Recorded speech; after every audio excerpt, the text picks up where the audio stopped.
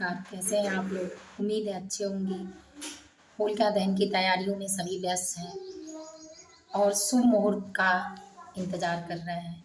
तो शुभ मुहूर्त में जाने के लिए टाइम, समय और उसका जो मंत्र उच्चारण होता है, उस पर विशेष रूप से ध्यान दें।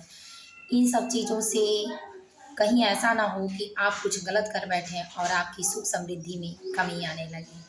तो इस बात से ज़रूर अपना ध्यान रखें और सबसे विशेष नियम ये ध्यान रखें कि बहुत लोगों का ऐसा वीडियो भी आता है और बहुत पंडित भी लोग कहते हैं कि होलिका दहन की राख जो होती है अपने घर विशेष रूप से रखनी चाहिए।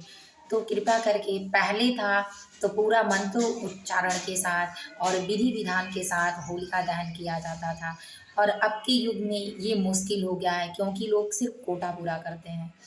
तो इन सब चीज़ों को विशेष रूप से ध्यान दें। उस होलिका का राख अपने घर में रखा जाता है जिस होलिका में कोई टोटके करके न डाला हो। उस होलिका का राख अपने घर में रखा जाता है जिसका उच्चारण से, मंत्रों की ध्वनि से उसका पूजन विधि हुआ हो और शुभ मुहूर्त में होलिका दहन किया गया हो। तो इस विशेष बातों पर ध्यान रखें, उसकी राख से खेलें, लेकिन राख अपने घर में बिल्कुल ना रखें क्योंकि आप शुभ समझ के रखेंगे और आपके साथ अशुभ होने लगेगा। इसलिए इन बातों का विशेष रूप से ध्यान रखें और होलिका दहन का मुहूर्त टाइम है 11:14 से शुरू हो रहा है और 12:30 के अंदर तक होलिका दहन किया जाएगा शुभ मुहूर्त में। और शुभ मुहूर्त 24 तारीख को ये है, इसका तारीख 24 को ये काम किया जाएगा 11:14 से और 12:30 के बीच में होलिका दहन किया जाएगा तो शुभ मुहूर्त में किया जाएगा। तो इस बातों का विशेष रूप से ध्यान रखें। और दूसरी बात, इसके सुबह जो सोमवार का दिन है उस दिन होली का धूल लाके और होली का रंग खेला जाएगा।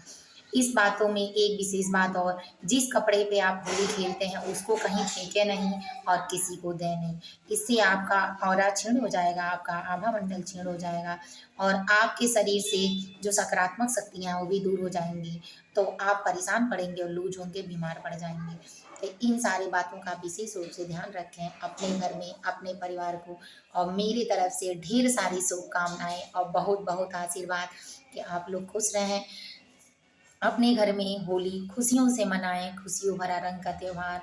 और विशेष बात है कि चंद्र ग्रहण जो लग रहा है वो अपने वहाँ नहीं लग रहा है, चाहे कोई भी ग्रहण। इसलिए कृपया करके किसी की बातों में ना आए, रंग पूर्वक अपनी होली मनाएं। और बहुत बहुत शुभकामनाओं के साथ मैं अपने वाणी को विराम दूंगी। खुश रहें, स्वस्थ रहें, आप लोग मस्त रहें, खेलते रहें। जय माता जी।